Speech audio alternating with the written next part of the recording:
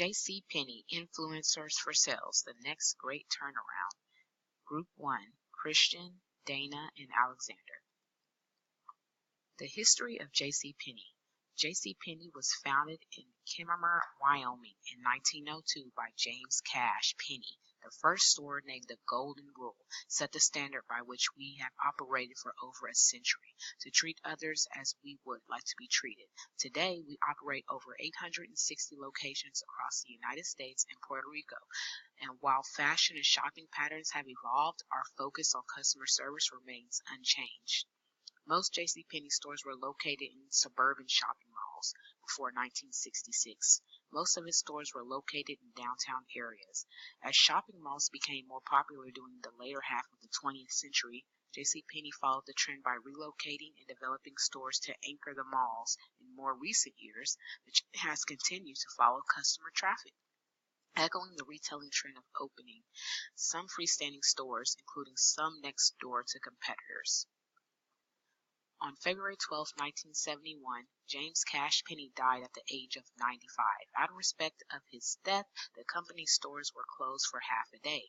That year, the company's revenues reached $5 billion, equivalent to $29.1 billion in 2014. For the first time, and catalog business made a profit for the first time.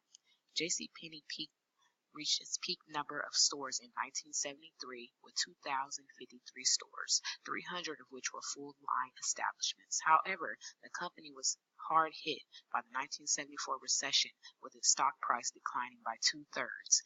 In 1977, JCPenney sold its stores in Italy to La Recente and also removed the supermarket's interstate leased apartments. In 1980, the company closed the Treasury discount stores because they were unprofitable and decided to focus resources on its core retail stores. JCPenney is on the decline. In April 2012, the company announced plans to trim its workforce, laying off nearly 13% of its home office staff in Dallas and closing a call center in Pittsburgh. Many managers, supervisors, and longtime employees were let go on April 30, 2012 due to simplified practices that no longer needed as much oversight. In June 2012, the company announced that Michael Francis, the company's president, was leaving the company after only 8 months on the job, effective immediately. In July 2012, the company announced it was laying off 350 more workers at its headquarters. On January 15, 2014, JCPenney announced it is closing 33 underperforming stores and laying off 2,000 employees. CEO Myron Ullman explained in a news release, "As we continue to progress towards long-term profitable growth, it is necessary to re-examine the financial performance of our store portfolio and adjust our national footprint accordingly." JCPenney continues on the decline. A strategic mistake made 6 years ago by celebrity CEO Ron Johnson continues to haunt popular retailer JCPenney, as evidenced by the ongoing sluggish sales growth and store closings that have made the company smaller, a fraction of what it once was. Like Sears, JCPenney hasn't been profitable since 2010. It posted $3.9 billion in losses since then and has been closing stores in an attempt to stanch the bleeding. And like Sears, it has run up debt while its credit rating sunk deep in junk territory. In the meantime, other retailers are working to keep up with the changing consumer habits, making expensive digital upgrades to accommodate multi-platform shopping, investigating to create an entertaining and engaging in-store shopping experience, and curating merchandise to reach a target customer who will become a loyal customer.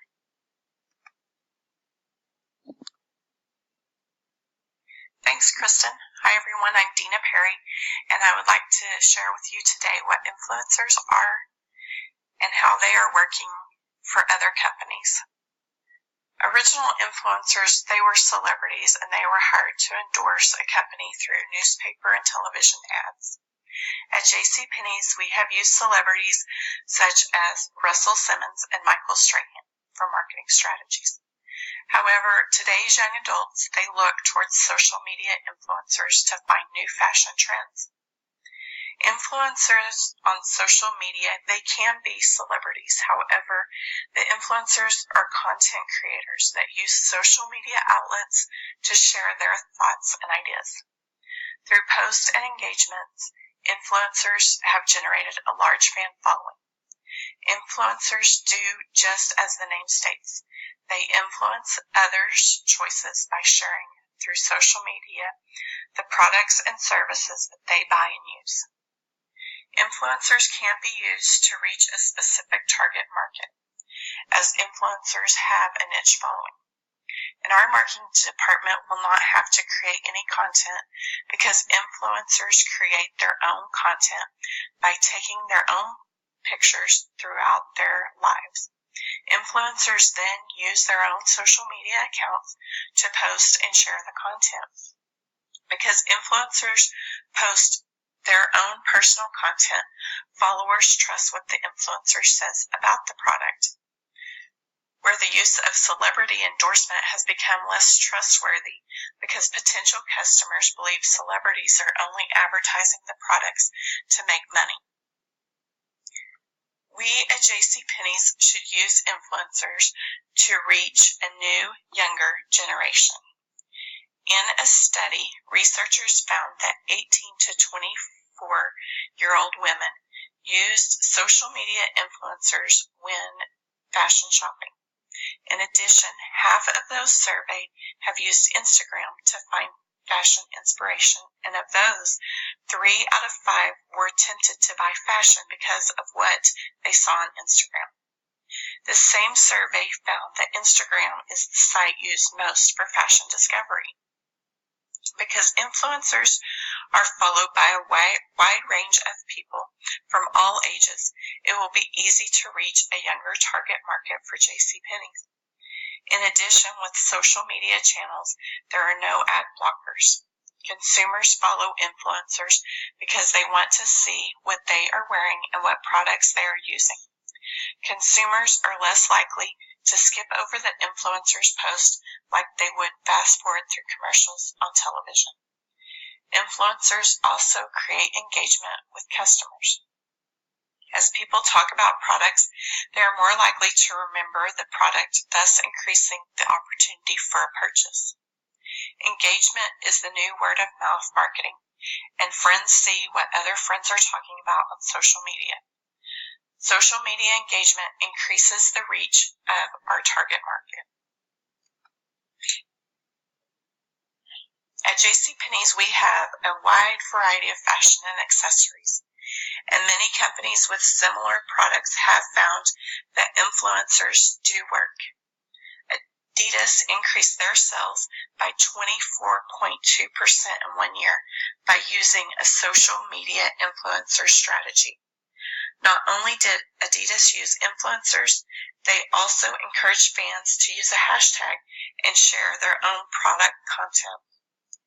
Fashion retailer Zara was able to use influencers to show consumers that their products were easily accessible. One influencer for Zara shared one video that had more than 355,000 views. Target has also used influencers for many product lines, including swimwear and the Victoria Beckham line. With the Victoria Beckham line, Target used only 10 influencers to promote the line.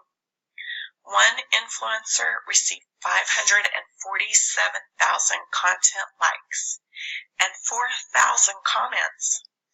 With all this word-of-mouth marketing, many items in the Victoria Beckham line sold out within hours of the launch because of the influencers. Movement watches showcase their brand by using influencers, and through their social media campaign, Movement watches saw that 60% of their website traffic was coming from mobile devices. We can see from these campaigns that using influencers works to get engagement about products and to get traffic to the websites. And now I'm going to let Alexander take it from here.